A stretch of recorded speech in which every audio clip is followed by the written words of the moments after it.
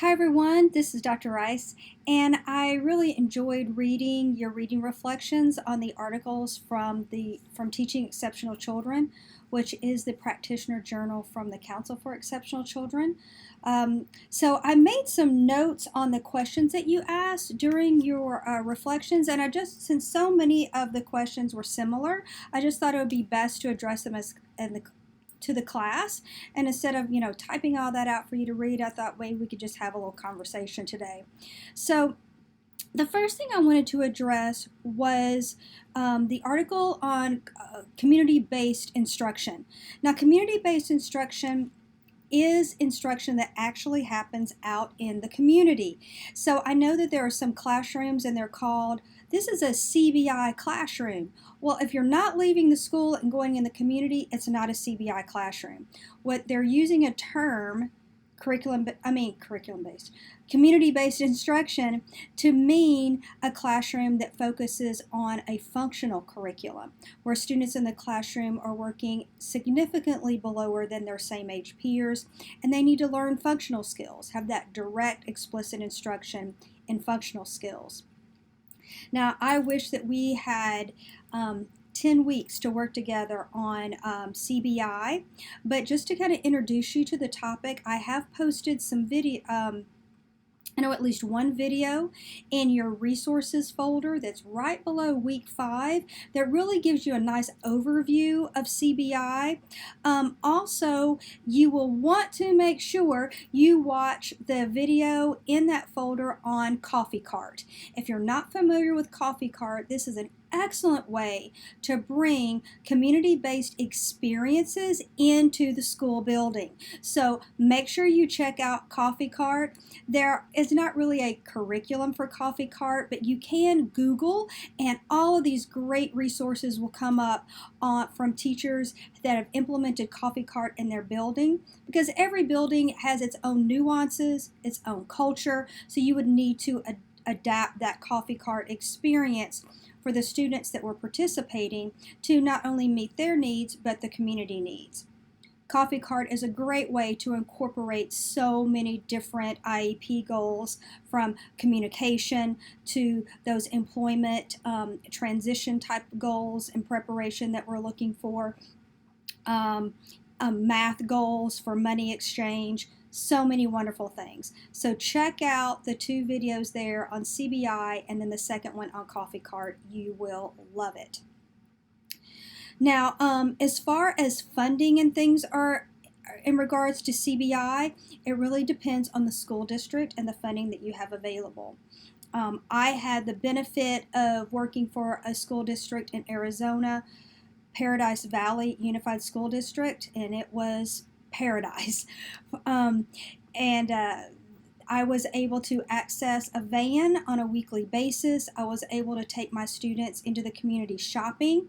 Now, really, there wasn't a lot of funding for that other than transportation, which tends to be kind of stand in the way sometime. But I had my students work with their families. They made a grocery list. Well, it was a list of like things to buy at Target, because that was what was close to our school. The parents provided $1 bills that the students brought to school every week, and then we went shopping with those with the cash to teach the students about the money exchange of the dollar more method.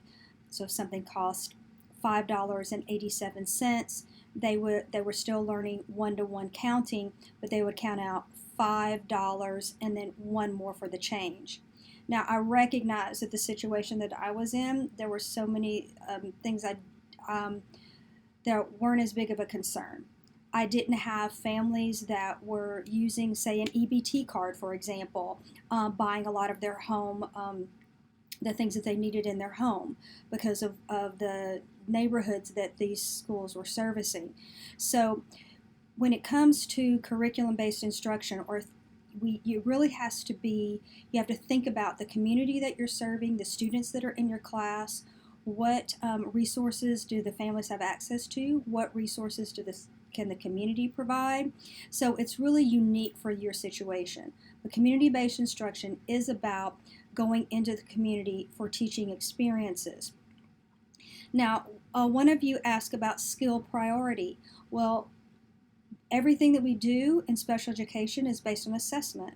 So it's like some students, like I had a student who was working on one-to-one correspondence, that when he was doing the money exchange, he was working on that. Being able to navigate a store, being able to communicate and ask questions, finding adults in the store that work there, recognizing, finding a safe person, being able to place an order at a counter, when we were at Target at the end of our shopping day, the reward was to go to the snack bar and they bought a soda and popcorn, and being able to make that exchange with the person there. So we were working on math skills, shopping skills, finding safe adults, using icons in the store. There were so many goals that we were working on, but those goals could be different for the different students. As far as collecting data, it is direct observation. You can take that data on different programs on your phone, on a tablet, and paraprofessionals can learn how to take that data for you with fidelity. One of the things that one of the students, one of you mentioned working with paraprofessionals. Don't have a lot of time, especially in the summer, to talk about managing classroom staff, but when you're working with students with significant disabilities, managing classroom staff is imperative. Some of you have worked as paraprofessionals. I've worked as a paraprofessional. And making sure that the classroom instructional leader, the teacher, provided direct, explicit instruction of what I was supposed to do as a paraprofessional and how to do it so that I was carrying out things with fidelity is extremely important. If you would like some more resources on managing paraprofessionals, please reach out to me and I will get those for you. As far as the gradual release model, we talk about, some people say, I do, we do, you do. We typically call that the gradual release model, where the teacher models. Then there's a guided practice experience where the teacher is guiding students through those experiences, and they're releasing that support to where it becomes more independent. Same thing as in community-based instruction. We're going to model what we expect students to do. We may do role play in the classroom, but as we know that generalizing skills from one setting to another is a challenge for our students with significant disabilities. We want to make sure that we are providing those role play experiences, but we can take those out into the community. That's going to make that learning more powerful. Now, as far as being in elementary school, you can begin teaching skills in elementary school that are going to support those skills in middle school and high school when we are transitioning to work. For example, a student in elementary school, they may able to take a note to the secretary at the front of the school. You may work on communication skills where they are able to have a professional conversation with the secretary, making eye contact, asking questions, those type of things. Being able to manage themselves independently in the cafeteria. Once again, great skills to prepare them for a workplace environment. So anytime you're providing direct instruction in a functional curriculum that is going to increase a person's independence, you are helping prepare them for a life of work and a life of after high school. So there are community-based, or like even once again, depending on the level that a student is, where their ability is going to depend on what you are able to incorporate in your curriculum. So the sky is the limit. It's only meeting your students where they are and then helping them move forward.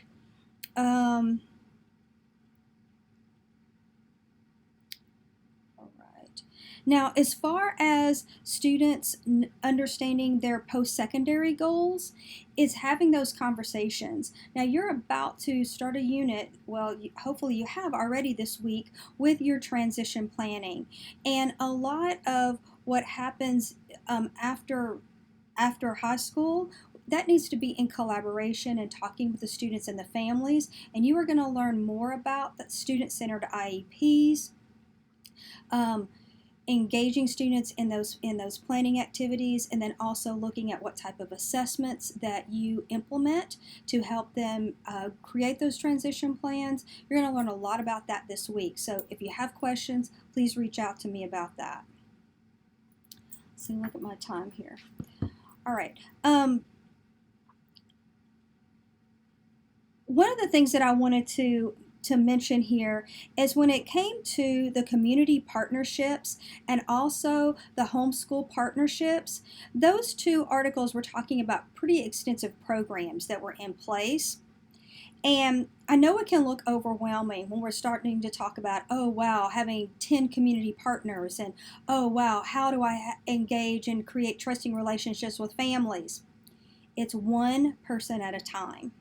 If you can find one person who owns a business, who is involved as a manager of a store in your community that you can partner with, they can help introduce you to other people in the community that can help support developing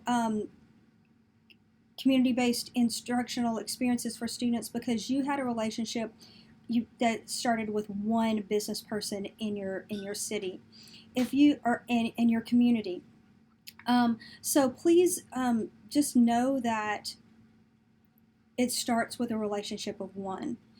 Talking about having those homeschool partnerships, I'm like, well, what if parents don't care? Well, you know, we have to look at, maybe it's not that they don't care, maybe it's that they can't get off work. Maybe they didn't have good school experiences, and so they're intimidated by this teacher who has an undergrad degree, and now they're going to have a master's degree, and they talk with different vocabulary than what they talk with, and they just feel a little intimidated. The way those relationships are built is kindness and consistency. It's asking questions. And if you say, you know, I don't know the answer to your question right there, but I'll get back with you, and you get back with them, that builds that trust over time. I had one family that they had some bad experiences with their son, with his education. He was on the autism spectrum. And when they came to me, they were bringing all that with them. And one of our first meetings, it was like, can we record this? And I was like, I was a first-year teacher. Yes, you can record that. You can record our meeting.